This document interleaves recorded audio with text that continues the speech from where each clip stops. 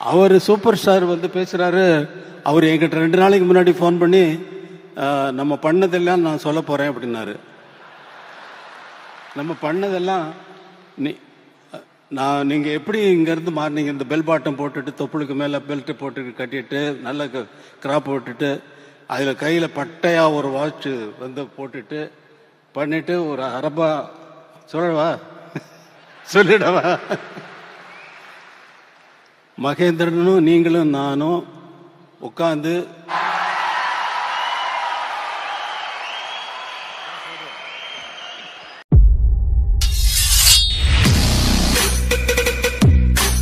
பதினாறு வயது நிலை தொடங்கி இன்று வரை எத்தனையோ சாதனைகளை இசைஞானியும் உலக நாயகனும் இணைந்து செய்திருக்கிறார்கள். இசைஞானிக்கான பாராட்டு விழாவில் உலக நாயகன் மதிப்பிற்குரிய நாடாளுமன்ற உறுப்பினர் திரு கமலஹாசன் அவர்களை வாழ்த்துரை வழங்க அன்புடன் அழைக்கிறோம்.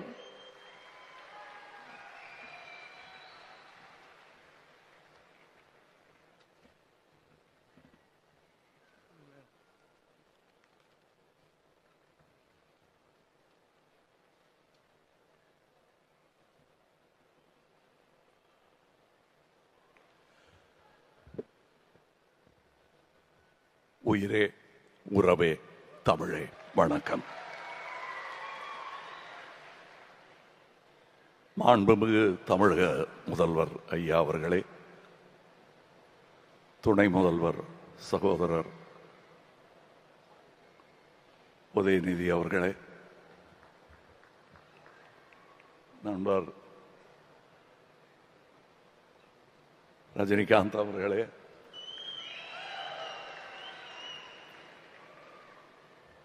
சீஃப் செக்ரட்டரி, அமைச்சர்களே, மொத்தமாக சுருக்கமாக எல்லாரையும் வரவேற்க வேண்டுமென்றால் அரங்கத்திலும் மேடையிலும் வீற்றிருக்கும் இளையராஜா ரசிகர்களே அனைவருக்கும்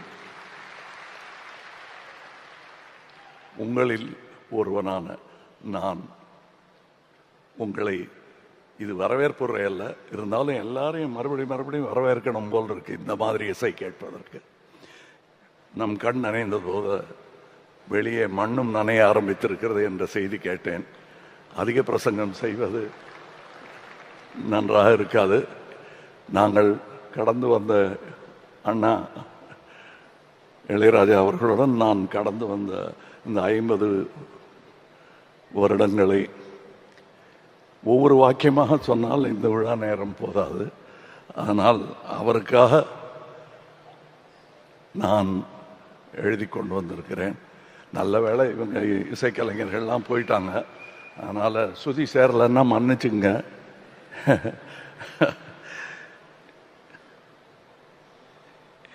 இந்த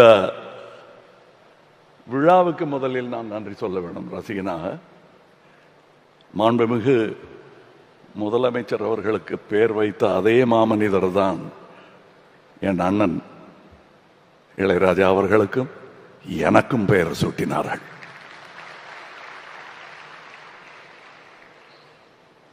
இந்த விழாவில் நான் பேசுவது எனக்கு எவ்வளவு பெருமையா இருக்கும் என்பது என் அண்ணனுக்கு தெரியும். இந்த இசைஞானி என் அண்ணனும் தான்.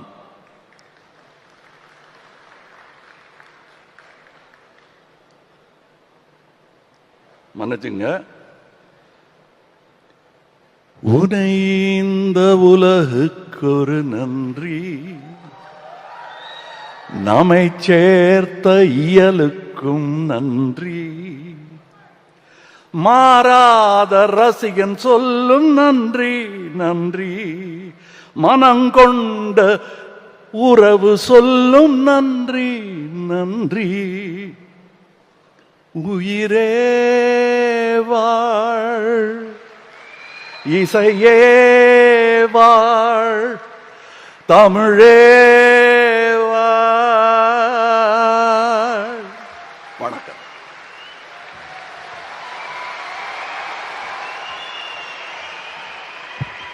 உலக நாயகன் திரு கமலஹாசன் அவர்களுக்கு மனமார்ந்த நன்றியினை தெரிவித்துக் கொள்கிறோம்.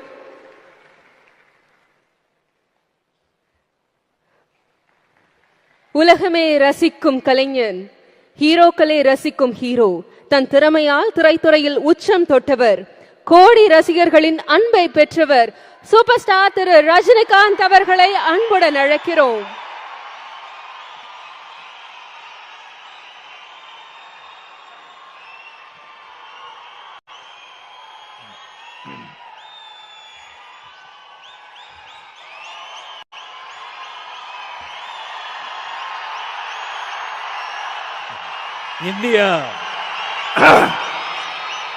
இந்திய நாட்டு அரசியலில் ஒரு நட்சத்திரமாக இருந்து கொண்டு தமிழ்நாட்டு அரசியலில் இந்திய நாட்டு ஆளும் கட்சியினருக்கும் புதிய பழைய எதிர்கட்சியினர்களுக்கும் ஒரு சவாலாக இருந்து கொண்டு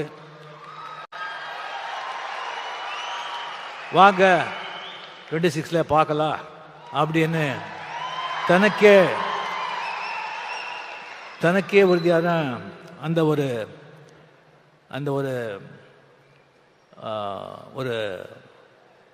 அந்த புன்னகையுடன் செயல்பட்டு கொண்டிருக்கும் சிஎம் அவர்களுக்கு மதிப்புரிய என்னுடைய நண்பர் தமிழக முதலமைச்சர் மு.க. ஸ்டாலின் அவர்களுக்கு என்னுடைய முதற்கண் வணக்கத்தை தெரிவித்துக் கொண்டு, அவர் இளையராஜா சார் அவர்கள் எப்போ இந்த சிம்பனி எழுதி இது லண்டனில் ரெக்கார்ட் பண்ண போகிறேன், இது மிகப்பெரிய ஒரு சாதனை அப்படி அனௌன்ஸ் பண்ணாங்களோ அப்போவே சிஎம் அவர்கள் இளையராஜா ஸ்டுடியோவுக்கு போய் அவரை வாழ்த்தினார்.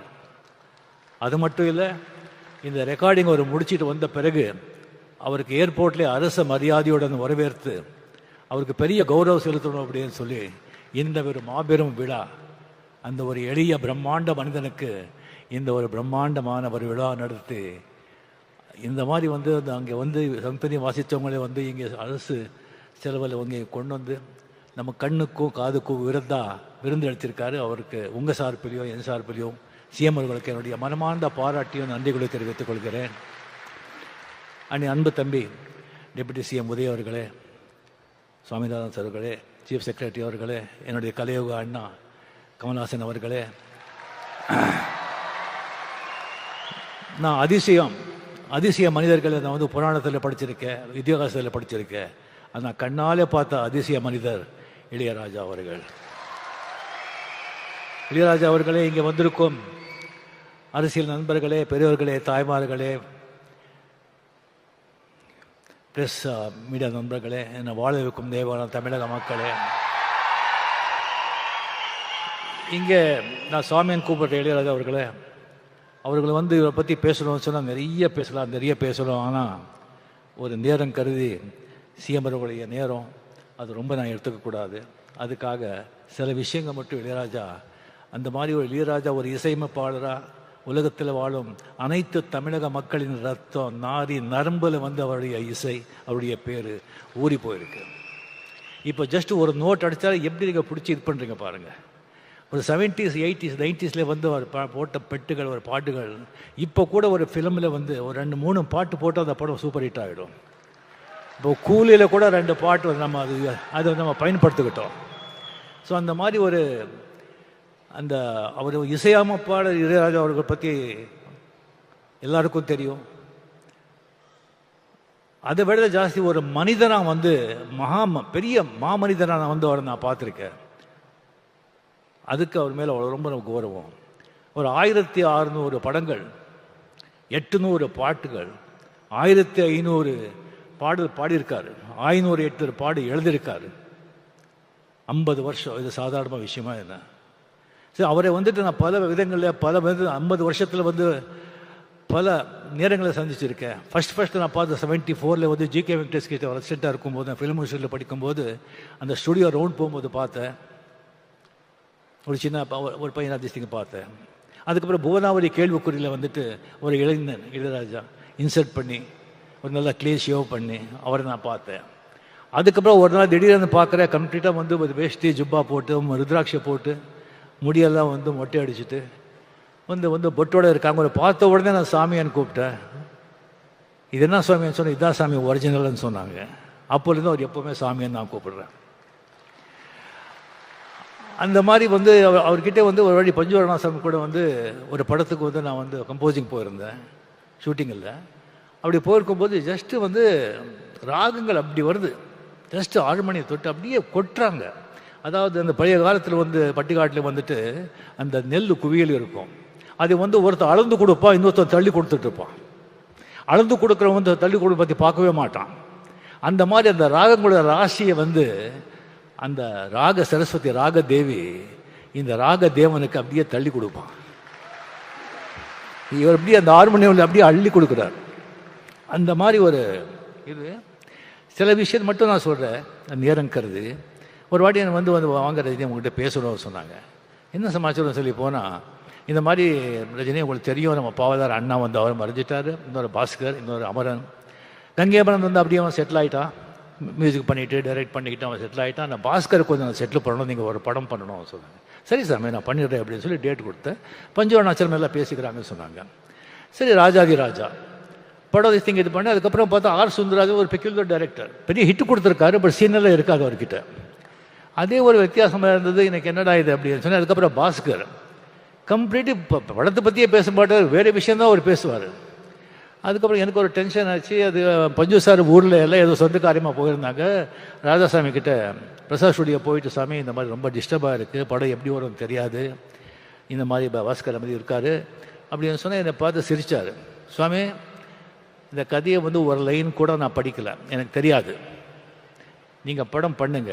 இந்த படம் சில்வர் ஜூப்ளி போகலைன்னா நான் 6 மணியும் தொட மாட்டேன், பாட மாட்டேன்னு சொன்னாங்க. அங்கே யாரோ ப்ரொடியூசர் இருந்தாங்க, இவர் தான் சாட்சியது. எனக்கு டக்குன்னு அடிச்சது. சொல்கிறது செய்கிற ஆள் அவர். என்னங்க இப்படி சொல்கிறீங்க? நான் சொல்லலை சுவாமி, அந்த மூகாமிகா அந்த தாய் சொல்ல வைக்கிறான், நான் சொன்னேன், அவ்வளோதான், நீங்கள் போங்க. எனக்கு இன்னும் டென்ஷன் ஏறிடுச்சு எனக்கு. ஓ என்னையா இது?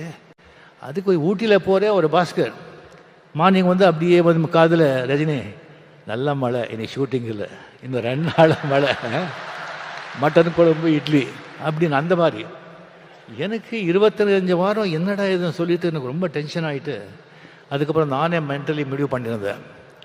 நோ அப்படின்னு சொல்லி ஒரு 10 எக்ஸிபிட்டர்ஸ் 10 சென்டரில் வந்து நம்ம தெரிஞ்சவங்க கிட்ட படம் சரியாக ஓலைன்னா கூட நாமளே பணம் கொடுத்து சில்வர் ஜூப்ளி ஓட்டிடலாம் அப்படின்னு சொல்லி மைண்டில் செட்டிலாக இருந்தேன் நான்.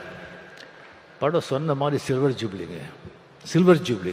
என்ன ஒரு நம்பிக்கை, ஒரு கான்ஃபிடென்ஸ். எனக்கு ஒரு கடவுள் நம்பிக்கை இருக்குது, ஆனால் இந்த மாதிரி ஒரு நம்பிக்கை, சரண்டர் சொன்னால் அதெல்லாம் பலிக்கும். ஸோ அந்த மாதிரி வந்து கம்ப்ளீட்லி வந்து அவர் வந்து இளையராஜா, சாரி கமல், ரஜினிகாந்த், விஜயகாந்த், ராமராஜன், முரளி, மோகன் எல்லாருக்கும் ஒரே டைமில் மியூசிக் போட்டு கொடுக்குறாரு. பட் எல்லாருக்கும் ஒரே மாதிரி தான் பண்ணுறேன் சொல்ல, அது உண்மையிலே கமல்ஹாசனுக்கு மட்டும் கொஞ்சம் எக்ஸ்ட்ரா, அது ஆல்ரெடி சொல்லியிருக்கேன் நான், அது சிஎம் முன்னாலேயே அதை நான் பதிவு பண்ணுறேன். கமலுக்கு தான் அவர் கொஞ்சம் ரொம்ப ஜாஸ்தி. இது ஒன்றும் இல்லைங்க, வீதியில் மான் போல் வந்தவனை யார் அடித்தாரோ உன்னை யார் அடித்தா, அவர் மட்டும் பாட்டு வந்து 1000 பேர் அப்படியே கண்ணில் அழுதுருவீங்க. ஒவ்வொரு பாட்டும் அந்த மாதிரி ஒரு பாட்டு. சரி, அந்த மாதிரி வந்து இளையராஜா வந்து அந்த மாதிரி ஒரு கொடிக்கட்டி பறந்தார். பட் ஒன்றுங்க, ஆக்சுவலி வந்து எப்போவுமே வந்து சக்ஸஸே வந்துட்டு இருந்தால் அந்த சக்ஸஸோட அருமை தெரியாது. அப்பப்போ ஃபெயில்யூர் வரணும், ஃபெயில்யூர் வந்தால் தான் சக்ஸஸோட அருமை தெரியும். ஸ்பீட் பிரேக்கர் மாதிரி கம்ப்ளீட் அவர் அப்படி போயிட்டு இருந்தவர் வந்து இன்னொரு வந்து இசை அமைப்பில் வர்றாங்க. வந்த உடனே எல்லாரும் அந்த பக்கம் சாயிறாங்க. அவருக்கு போய்ட்டு வந்து கோடியாக சம்பாதிச்ச ப்ரொடியூசர்ஸ், டைரக்டர்ஸ், திஸ்திங் அவங்க எல்லாம் போகிறாங்க, ஆர்டிஸ்ட்டும் போகிறாங்க, இன்க்ளூடிங் ரஜினிகாந்த். பட் அவரை பற்றி அவர் எந்த கவலையும் படல.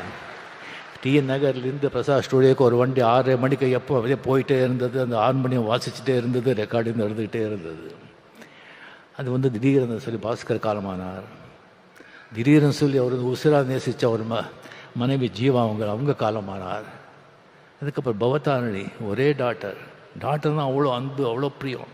சும்மா அப்படி உட்காந்துருப்பாங்க, டாக்டர் வந்து கரண்ட் வந்த மாதிரி அவங்க இறந்து போகிறாங்க. அந்த 6 மணி வாசிட்டே இருக்கும், 6:30 மணிக்கு அந்த வண்டி போயிட்டே இருக்கும் பிரசாத் ஸ்டுடியோக்கு. எந்த ஸ்தலமும் இல்லை, எந்த இதுவும் இல்லை. கம்ப்ளீட்லி அவருடைய உலகமே வேற. இங்கே நம்ம உலகத்தில் அவர் இல்லை, இசை உலகத்தில் அவர் இருக்கார். அப்பப்போ இங்கே வந்துட்டு போகிறார், அவ்வளோதான். அதுக்கப்புறம் திடீர்னு பிரசாத் ஸ்டுடியோவில் வந்துட்டு, இங்கே நீங்கள் இருக்கக்கூடாது, நீங்கள் காலி பண்ணுங்க அப்படின்னு சொல்கிறாங்க. அங்கே ரெக்கார்ட் பண்ணணுங்கிறதுக்காக எத்தனை ப்ரொடியூசர்கிட்ட அவர் வந்து சண்டை போட்டிருக்காரு, எத்தனை டைரக்டர்ஸ் எழுந்திருக்காரு. சரி ஓகே பரவாயில்ல அப்படின்னு சொல்லிட்டு அதே ரோடில் வந்து ஒரு ப்ரீமியர் தியேட்டரை வந்து வாங்கி ரெக்கார்டு தியேட்டரை கன்வெர்ட் பண்ணி எந்த ஸ்டூடியோ இருந்ததோ அந்த பக்கமே இளையராஜான்னு போர்டு போட்டாங்க. ஸோ அதுக்கப்புறம் நீங்கள் பார்த்தீங்கன்னா ஒரு கம்பெனிக்கு வந்து ஒரு ரைட்ஸ் கொடுத்துருந்தாங்க. ப்ரொடியூசர் கிட்ட ஒரு வாங்கி பணம் வாங்கி ஒரு படத்தை வாங்கி கொடுத்துருந்தாங்க. அவங்க திடீர்னு கையை விரிச்சுட்டாங்க. எந்த பணமும் இல்லை, உங்களுக்கு இது இல்லை அப்படின்னு சொல்லிட்டு ஒரு விட மாட்டார். கோர்ட்டுக்கு போனார், ஜெயிச்சார். எல்லா ரைட்ஸ் எல்லா ராயல்ட்டி இவருக்கு தான். அவருக்கு தலைமை திஸ்டிக் இல்லாமல் எந்த டிவிலையோ எந்த ரேடியோவில் எந்த படத்துலேயோ எங்கேயோ கச்சேரி கான்சர்ட்டில் பாடக்கூடாதுன்னு சொல்லி 9 மணிக்கு அனௌன்ஸ் பண்ணுங்கன்னு சொன்னாங்க. எஸ்பி பாலசுப்ரமணியம் வந்து அமெரிக்காவில் பாடிட்டுருக்காங்க 6 மணி. சாமி சாரி இப்போ சொன்னால் அவருக்கு பாடிட்டுருக்காரு, உங்கள் பாட்டு பாட முடியாதுன்னு சொன்னால் சட்டம் பைலா எல்லாருக்கும் ஒன்று தானே, என்ன இருக்கோ இது பண்ணுங்க. எஸ்பிபி வந்து டெஃபினட்டாக பாட மாட்டான், நிறுத்திடுவான். அப்படியே எஸ்பிபி கோச்சிட்டாங்கன்னு சொன்னால் அவனுடைய நண்பனே கிடையாது. அது பாடிட்டு இங்கே வந்து என்னை பார்க்குறான்னு சொன்னாங்க. அதே மாதிரி எஸ்பிபிக்கு வந்து அங்கே பாடிட்டுருக்காங்க. நியூஸ் போகுது. அங்கேயே அனௌன்ஸ் பண்ணி இனிமேல் இளையராஜா படங்க பாட மாட்டேன், வேறு மியூசிக் டைரக்டர் பாட மாட்டேன்னு நிறுத்திட்டு சென்னை வந்தோடனே அவங்க பார்த்தாங்க. 2 பேர் அந்த இண்டஸ்ட்ரி இழந்தது. ஒன்று எஸ்பி பாலசுப்ரமணியம், இன்னொன்று விவேக். இது 2 பேர் இடத்தையும் யாராலும் நிரப்பவே முடியாது. அந்த கோவிடில் வந்து எஸ்பிபி இறந்த உடனே பிரதருக்கு சிந்தாத கண்ணீர், பொண்டாட்டுக்கு சிந்தாத கண்ணீர், டாக்டருக்கு சிந்தாத கண்ணீர், நண்பனுக்காக கண்ணீர் சிந்தாங்க. அதுக்கப்புறம் வந்து ஒரு சர்ச்சை வந்தது, ஒரு டிபேட். ஒரு பாட்டு வெட்டு ஆகணும்னு சொன்னால் மெட்டா இல்லை வரிகளா அப்படின்னு ஃபுல் டிபேட், வாக்விவாதங்கள். டிபேட் இருக்கணும், வாக்விவாதம் நடக்கணும், கருத்தை வச்சு நடக்கணும். அப்படியே தனி மத தாக்குதல் இருக்கக்கூடாது. அது என்னுடைய அன்பு. அது இது. ஸோ இது பண்ணிட்டுருக்காங்க. ஒரு 2 மாதம் ஆச்சு, 2 மாதம் ஆச்சு. அப்போ தான் இளையராஜா மீடியா கிட்டே வந்தாங்க. பண்ணிக்கும் போது சார் இந்த மாதிரி டிபேட் நடந்துட்டுருக்கேன்னு சொல்லும்போது, அப்படியா, அது எல்லாம் நமக்கு தெரியாது. சரியாக வந்துட்டு 2 நாள் வந்துட்டு 2000-3000 பேஜஸ்க்கு வந்து நான் சிம்ஃபனி எழுதியிருக்கேன், இது வந்து அங்கே வந்து ரெக்கார்ட் பண்ண போகிறேன் அப்படி சொல்லி போகும்போது வந்து மீடியா கிட்டே சொல்கிறாங்க, இந்த மாதிரி சிம்ஃபனி யாருமே இது வரைக்கும் எழுததில்லை, பண்ணதில்லை. இந்த இளையராஜாக்கு இல்லாத திமிரு வேறு யாருக்கு இருக்கும் அப்படின்னு சொல்கிறாங்க.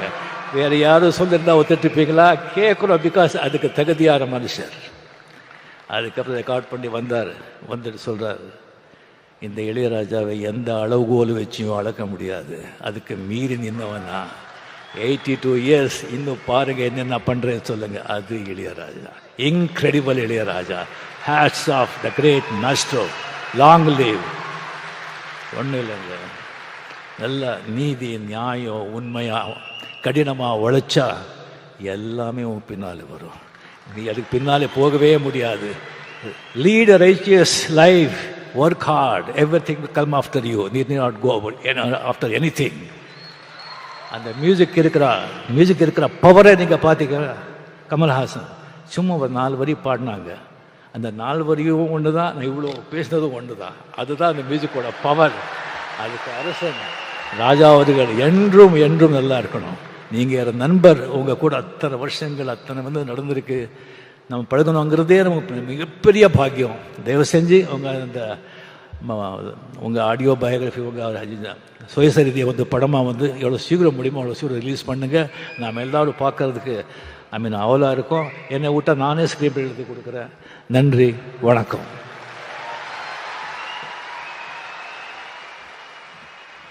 சிம்பனி சிகரம் இசையின் அரசனுக்கு மட்டுமல்ல, அவரை வியக்கும் உலகில் உள்ள அனைத்து இசை ரசிகர்களுக்காகவும் இந்த பாராட்டு விழாவினை எடுத்து விழா தலைமையாற்றிய மாண்புமிகு முதலமைச்சர் அவர்களுக்கு மனமார்ந்த நன்றி. 50 ஆண்டுகளாக ஒவ்வொரு நாளும் நம்முடன் தன் இசையால் இருக்கும் இசைஞானிக்கு நாம் என்ன கைமாறு செய்வது தெரியாது. ஒன்றை செய்வோம், ராஜா சாரை நமக்கு எந்த அளவிற்கு பிடிக்கும் என்பதை நம் கைத்தட்டல்கள் மூலம் இப்போது காட்டலாம். தமிழ்நாடு அரசின் பாராட்டு விழாவில் இசைஞானி, மதிப்பிற்குரிய நாடாளுமன்ற உறுப்பினர் சிம்பனி சிகரம் இளையராஜா அவர்களை ஏற்புரைக்கு அன்புடன் அழைக்கிறோம்.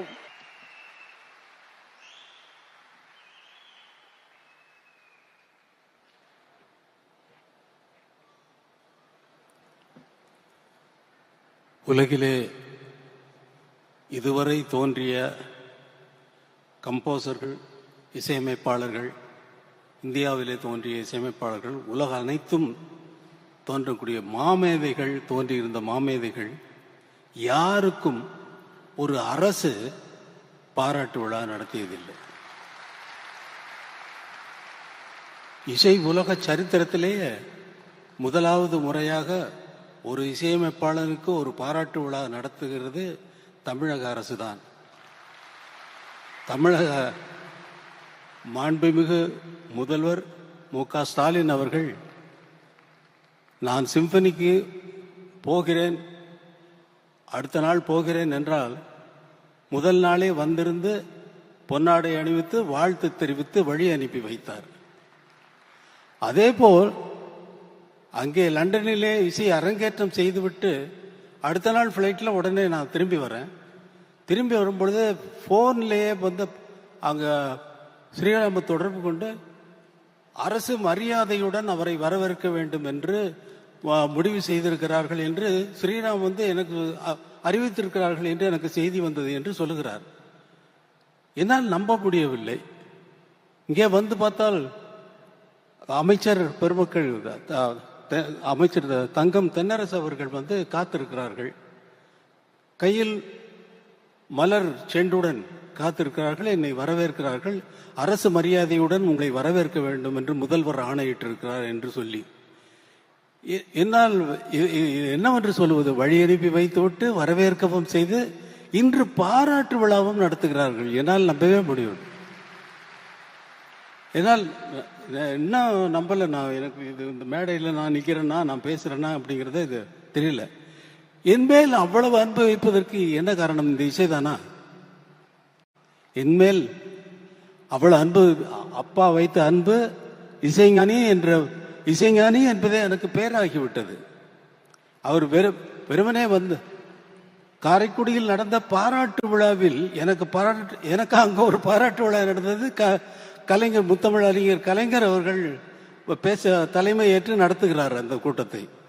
அதில் வந்தவர், நான் அறிந்த அளவில் மேடையில் அவர் சொன்ன வார்த்தையை நான் சொல்கிறேன். நான் வரும் வழியில் அவர் எழுதிய புத்தகத்தை படித்தேன். அவர் எழுதிய 2 நூல்களை வெட்ட வழியில் கொட்டி கிடக்குது, சங்கீத கனவுகள் என்ற 2 புத்தகத்தையும் காரிலே வரும்பொழுதே படித்து விட்டு வந்து, நான் அவரை அறிந்த வரையில் அவர் எழுதிய புத்தகத்தையும் படித்து கொண்டு வந்தேன்.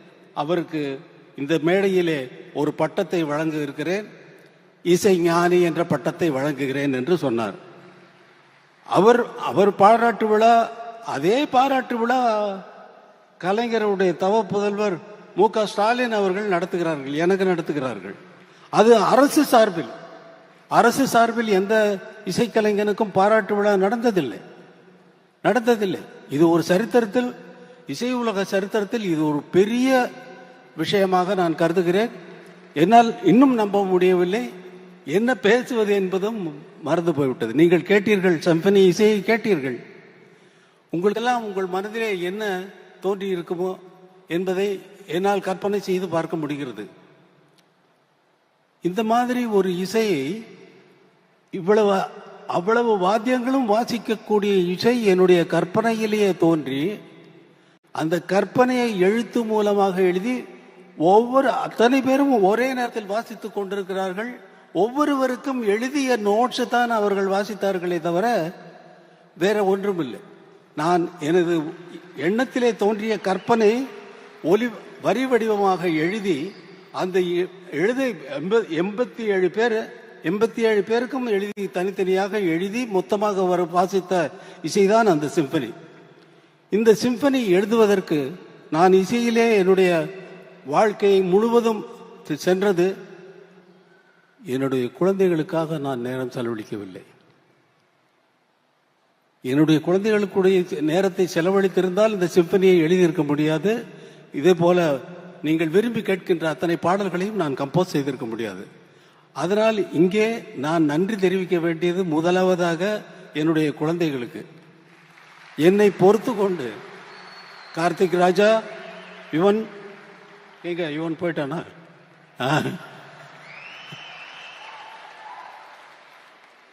உங்கள் இருவருக்கும் நீங்க உங்களோட செலவழிக்க வேண்டிய நேரம் தான் அங்கே வந்து சிம்பனியாக இசையாக வெளியில் வந்திருக்கு. அதை வந்து நினச்சி நீங்கள் சந்தோஷப்படலாம்.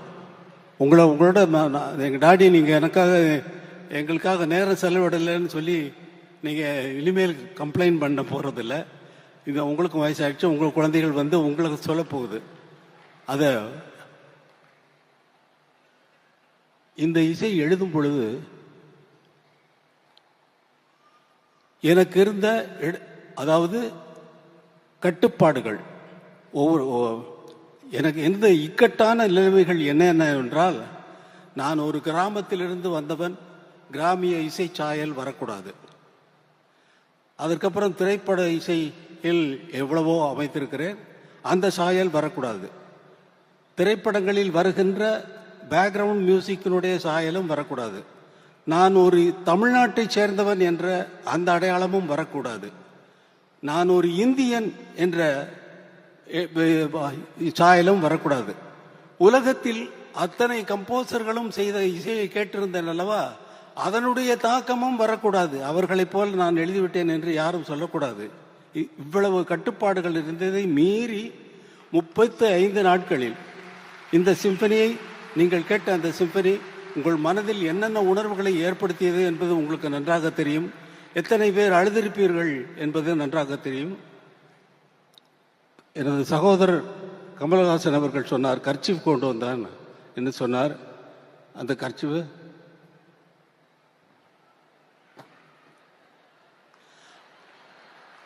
அழுததுக்கு சாட்சி இவர், கண்ணீருக்கு சாட்சி.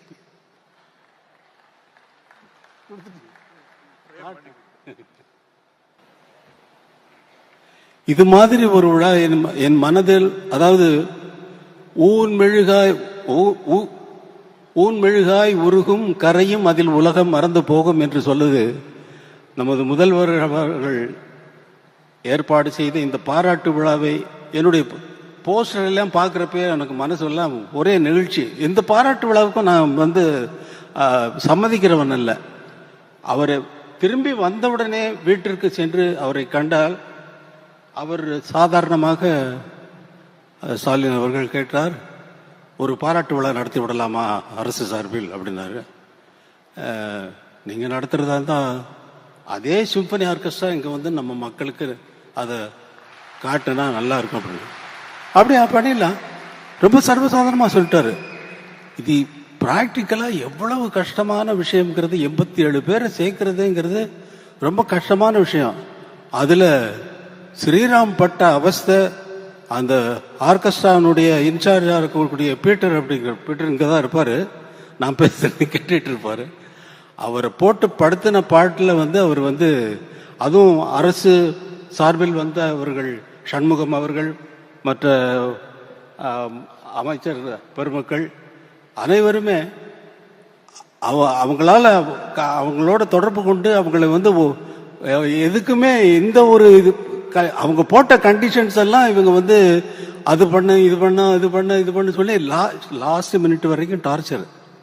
அவங்க வந்து இங்கே இறங்கினது பெரிய சாதனை செய்த ஸ்ரீராம் அவர்களுக்கு நான் நன்றி சொல்றேன். ஸ்ரீராம் ப்ளீஸ் எந்திரிங்க. அவரால் தான் இதை சாதிக்க முடிந்தது.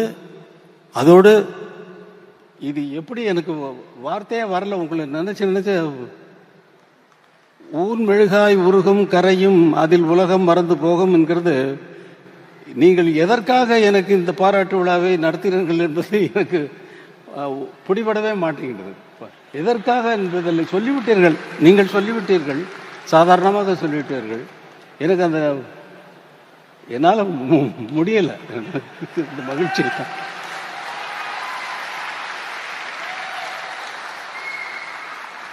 வேற ஏதாவது என்ன பேசணுங்கிறதே போயிடுச்சு பாருங்க.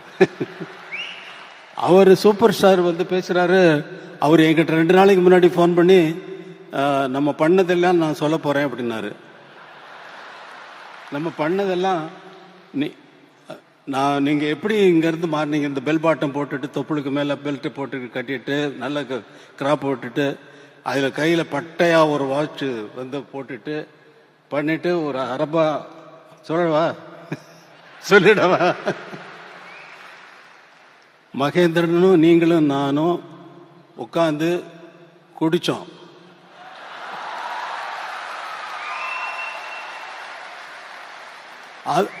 ஸ்டுடியோவில் வந்து சொல்றாரு, அவர் சொல்றாரு, என்கிட்ட சொல்றாரு, குடிச்சோம் ஞாபகம் இருக்கா உங்களுக்கு? அப்புறம் இல்லை, நீங்க அவர் அரை பாட்டில் பீரை குடிச்சிட்டு ஆட்டம் இருக்கு பாருங்க அப்படின்னாரு. அதை சொல்ல போறேன். நீங்க என்ன வேணாலும் சொல்லிக்கோங்க, அதை பத்தி எனக்கு கவலை இல்லை.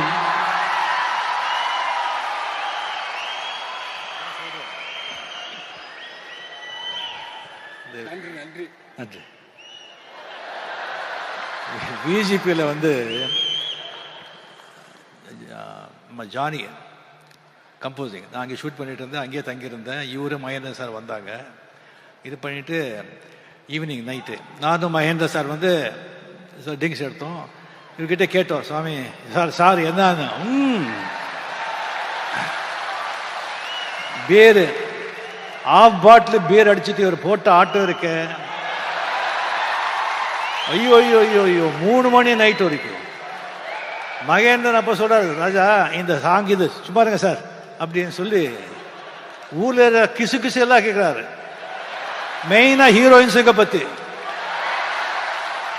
அண்ணா பெரிய லவ், பெரிய லவ், அதான் இந்த பாட்டெல்லாம் சொல்லுங்க சார். அப்படி இருந்தவர் இன்னும் நிறைய இருக்கு, இன்னொரு வாட்டி நான் வச்சுக்கிறேன்.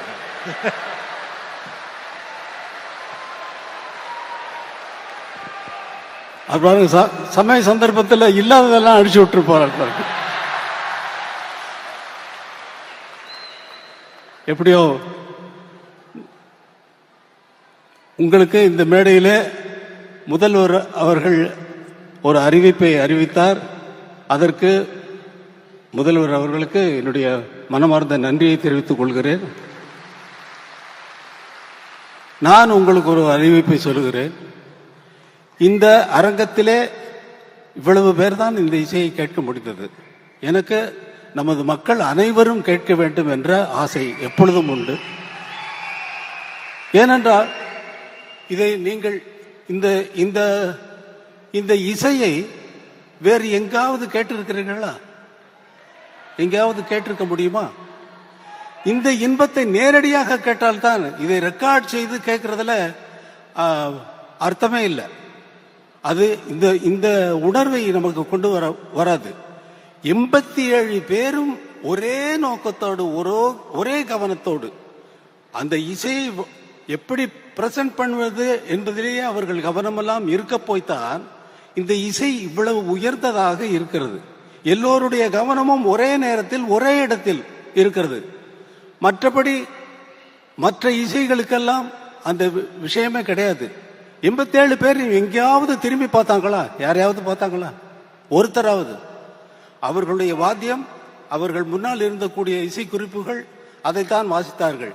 இந்த இசையை நேரடியாக கேட்கும் பொழுதுதான் நம்முடைய உள்ளமெல்லாம் கரைகிறது, நம்முடைய கண்களிலிருந்து நீர் கசிகிறது, நம்முடைய உயிரை போய் அது ஆட்டுகிறது. இது சினிமா பாடல்களிலேயே நடந்தாலும் கூட இந்த மாதிரி உயர்ந்த இசையை கண்டுகொள்ளாமல் நாம் எதற்கு இந்த உலகத்தில் உயிர் வாழ வேண்டும்? எதற்கு இந்த உலகத்தில் உயிர் வாழ வேண்டும்? உயர்ந்த விஷயங்களை கண்டுகொண்டு அதை பற்றி கொண்டு மேலே போவதை விட்டுவிட்டு பல விஷயங்களில் நம் கவனத்தை சிதறடித்து விட்டு நம்மளுடைய சக்தியெல்லாம் வீணாகிறது, அந்த சிதறடிக்கிறத காரணத்தினால். அதனால் இந்த இசையை நமது மக்கள் அனைவரும் கேட்க வேண்டும் என்பதற்காக பெரிய மைதானத்திலே இதே இசை கலைஞர்களை கொண்டு அவர்களுக்கு இந்த சிம்பனியை நான் நடத்தி காட்டுவேன் என்று உங்களுக்கு ஒரு வாக்குறுதி கொடுக்கிறேன். அதற்கு தமிழக முதல்வர் என்னென்ன உதவிகள் எனக்கு தேவையோ அதையெல்லாம் செய்து கொடுப்பார் என்ற நம்பிக்கையில் நான் சொல்லிவிட்டேன். அவரிடம் கேட்கவில்லை. கண்டிப்பாக என் மீது இருக்கும் அன்பிலே அவர் கண்டிப்பாக அதை செய்வார். அந்த நாள் விரைவில் வரும் என்று உங்களுக்கு அறிவித்துக் கொண்டு இந்த விழாவுக்கு இது நன்றி நன்றி நன்றி நன்றி நன்றி சொல்ல வார்த்தை இல்லையே.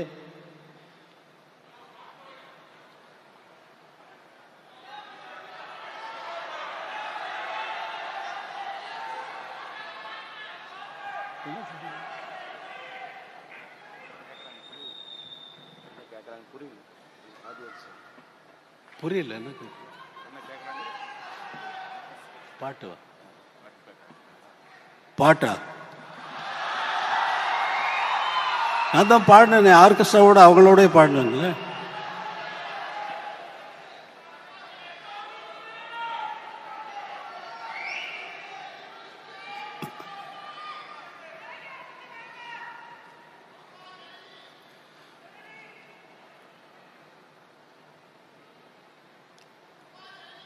அம்மா ஜனனி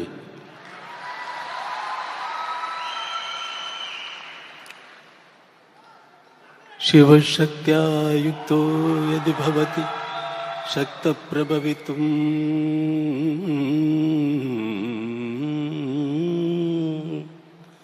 न चेदेवं अहं नी जननी जननी जननी जननी.